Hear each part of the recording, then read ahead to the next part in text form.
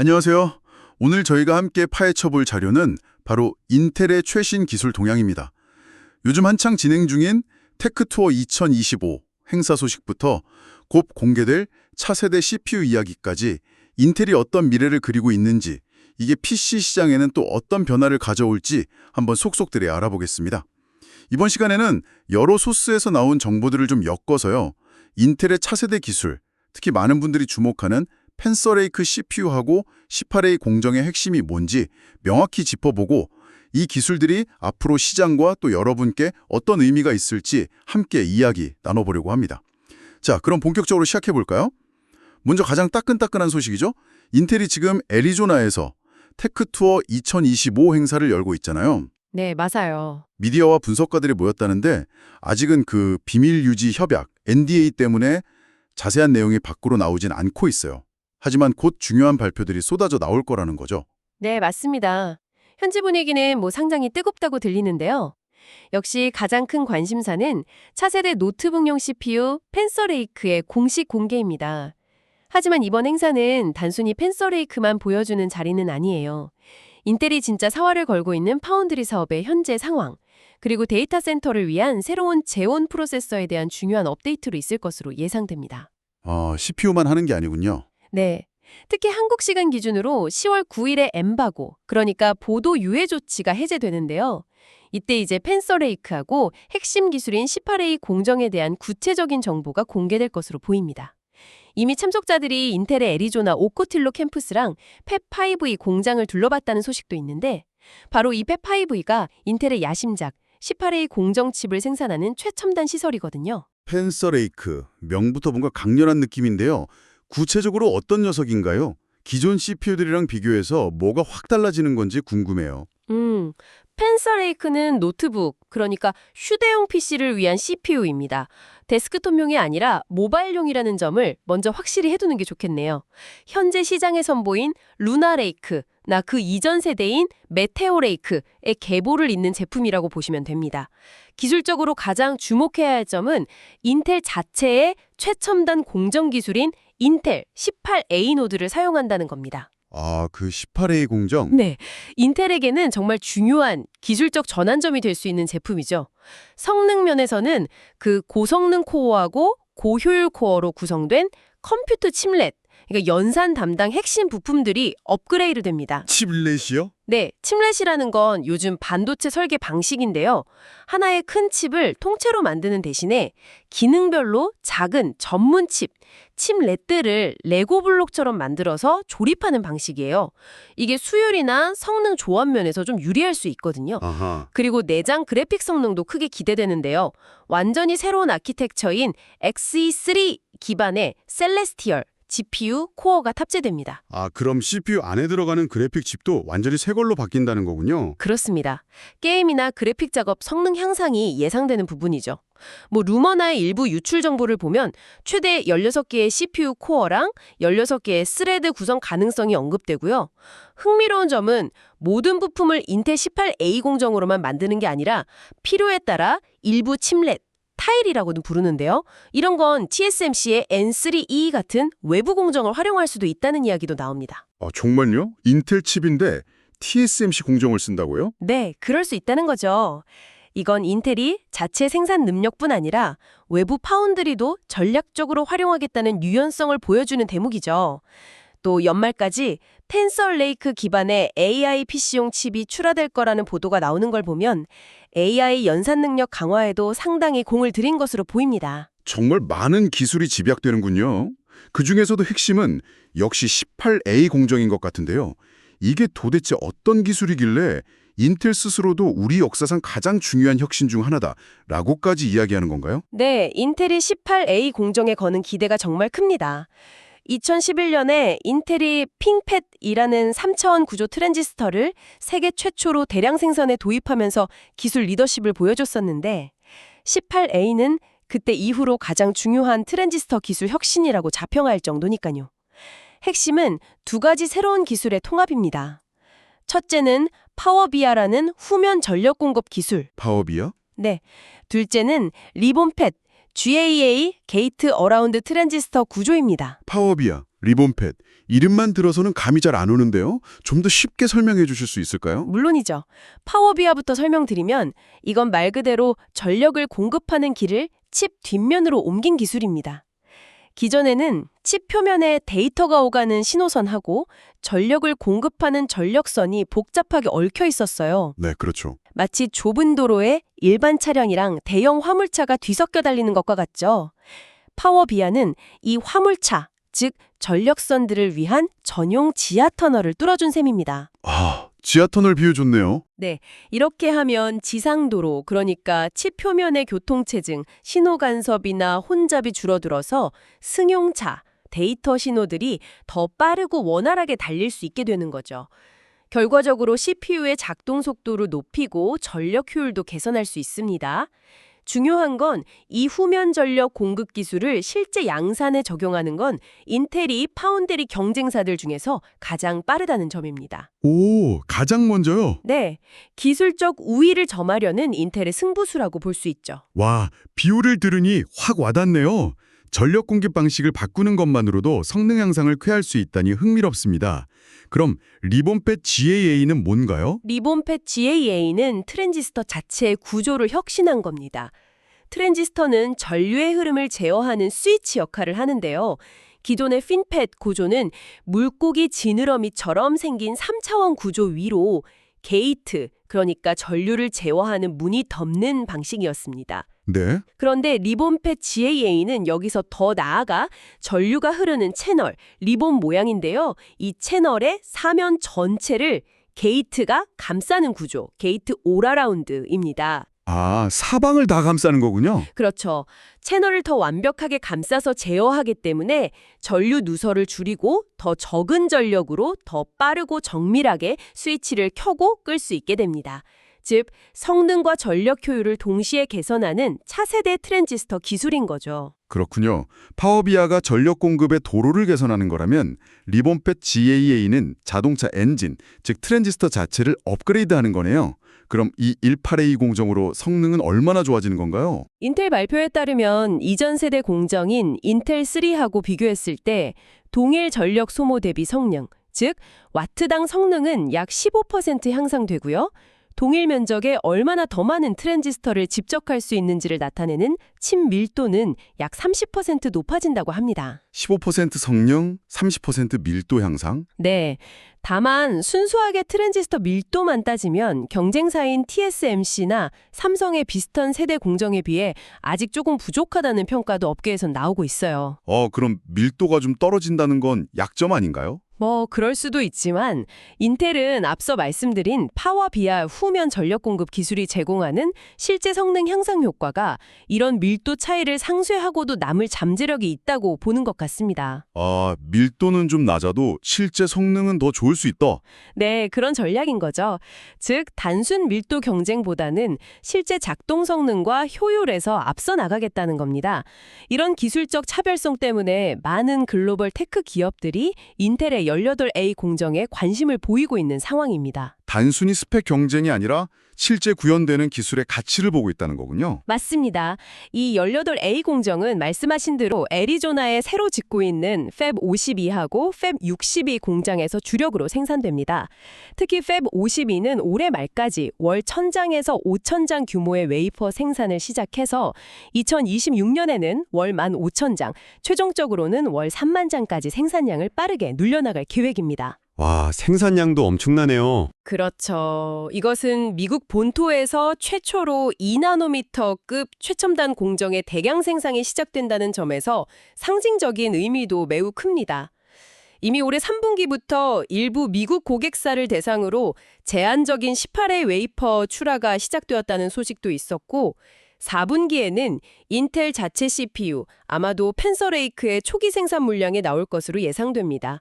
본격적인 양산은 내년부터 시작될 거고요. 펜서레이크가 노트북용이면 저 같은 데스크톱 PC 사용자들은 뭘 기다려야 할까요? 데스크톱 CPU에 대한 계획도 당연히 있겠죠?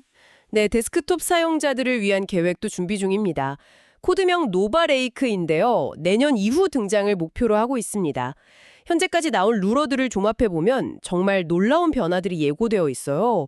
우선 코어 수가 최대 52개까지 늘어날 수 있다는 이야기가 나옵니다. 52코어요? 와, 일반 사용자가 그렇게 많은 코어를 다 쓸 일이 있을까요?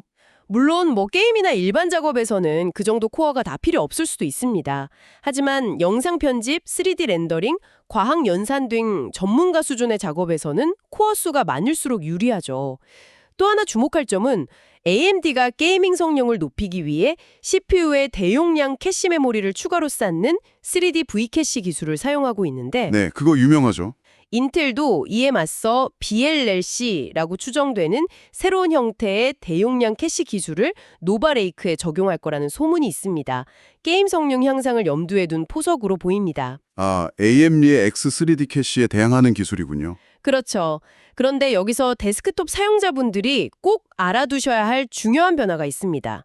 노바레이크는 완전히 새로운 LGA1954라는 CPU 소켓 규격을 사용할 거라는 점입니다. 라면 현재 사용 중인 메인보드 LGA7000 소켓이나 곧 나올 에로레이크종 메인보드 LGA851 소켓과 호환이 안 된다는 겁니다. 아, 즉, 노바레이크 CPU를 쓰려면 반드시 메인보드까지 새로 사야 한다는 거죠. 그럼 CPU 바꾸려면 메인보드까지 통째로 바꿔야 하는 거네요? 이건 소비자 입장에선 좀 부담스러울 수 있겠는데요? 맞습니다. 상당한 추가 비용이 발생하죠. 그렇기 때문에 인텔 입장에서는 사용자들이 기꺼이 메인보드를 교체할 만큼 노바레이크가 압도적인 성능 향상을 보여줘야만 하는 큰 부담을 안게 됩니다. 로드맵상으로는 올해 말이나 내년 초에 먼저 현재 에로레이크의 개선판인 에로레이크 리프레시 제품군, 그러니까 코어 울트라 300 시리즈가 데스크톱용으로 출시되고요. 그 이후 2026년쯤 돼 이 노바레이크 기반의 코어 울트라 400 시리즈가 등장할 것으로 예상됩니다. 메인보드 교체라는 허들까지 넘으려면 성능에서 정말 중요하겠네요. 그럼 노바레이크가 나올 시점에는 경쟁사인 AMD는 어떤 카드를 들고 있을까요? 경쟁 구도는 어떻게 될 거라고 보세요? 아주 중요한 질문입니다. 노바레이크가 시장에 나올 2026년 즈음에는 현재 AMD의 주력인 라이젠 9000 시리즈 젠5 아키텍처나 그 게이밍 특화 버전인 9000X3D 모델은 이미 이전 세대 제품이 되어 있을 가능성이 높습니다. 아, 그렇죠. 시간이 꽤 흐르니까. 네, 노바레이크가 진짜 싸워야 할 상대는 AMD의 차세대 아키텍처인 젠6 기반 프로세서와 그에 대응하는 X3D 칩들이 될 겁니다. 즉, 인텔은 단순히 현재의 경쟁자를 넘어서는 게 아니라 미래의 경쟁자까지 압도할 수 있는 성능 목표치를 달성해야 시장 주도권을 가져올 수 있을 겁니다. 와, 정말 치열하겠네요. 데스크톱 CPU 시장에서의 성능 경쟁이 한층 더 뜨거워질 전망입니다. 인텔이 18A 공정을 앞세워서 이렇게 공격적으로 나오는데 현재 파운드리 시장의 최강자인 TSMC는 가만히 보고만 있진 않을 텐데요. 특히 인텔처럼 TSMC도 애리조나에 대규모 공장을 짓고 있잖아요. 이 둘의 경쟁은 어떻게 보세요? 네, 그야말로 거인들의 맞대결이 애리조나에서 펼쳐지고 있습니다. TSMC 역시 피닉스 북쪽에 엄청난 규모의 팹을 건설 중인데요.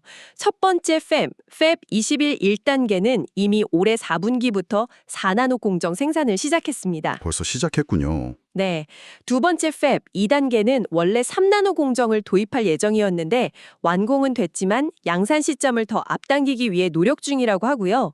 심지어 세 번째 팹에서는 2나노 공정, 그리고 그 다음 세대인 A16 공정까지 도입해서 원래 계획보다 1년 빠른 2027년에 양산할 수도 있다는 관측까지 나오고 있습니다. 와, TSMC도 속도를 엄청 내네요.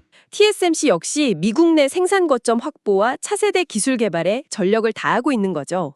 특히 기술 경쟁 측면에서 보면 인텔이 18A에서 핵심 기술로 내세우는 후면 전력 공급 파워비아에 맞서서 TSMC도 슈퍼파워레일 SPR이라는 자체 후면 전력 공급 기술을 개발해서 차세대 A16 공정 대략 1.6나노급인데요. 여기서 구현할 계획입니다. 아, TSMC도 후면 전력 기술을 준비하는군요. 이름은 다르지만. 네, 그렇죠. 앞으로 1나노대 공정에서는 인텔의 파워비아와 TSMC의 SPR이 정면으로 기술 경쟁을 벌일 것으로 보입니다. 결과적으로 애리조나주 피닉스를 중심으로 남쪽에는 인텔의 대규모 팹 단지가, 북쪽에는 TSMC의 팹단지가 들어서면서 이 지역이 명실상부한 미국의 최첨단 반도체 생산 허브로 떠오르고 있습니다. 실리콘 데저트라는 말이 그냥 나온 게 아니군요. 네, 그야말로 실리콘 데서트가 현실화되고 있는 거죠. 정말 흥미진진한 경쟁 구도네요. 공정기술 경쟁만큼이나 요즘 중요하다고 하는 게 또 있죠. 바로 패키징 기술인데요. 여러 개의 작은 칩렛들을 얼마나 잘 연결하고 쌓아 올리느냐가 성능에 큰 영향을 준다고 들었습니다. 이 분야에서 인텔은 어떤 기술을 가지고 있나요? 맞습니다. 이제는 미세 공정 기술만큼이나 첨단 패키징 기술이 반도체 성능을 좌우하는 핵심 요소가 되었습니다.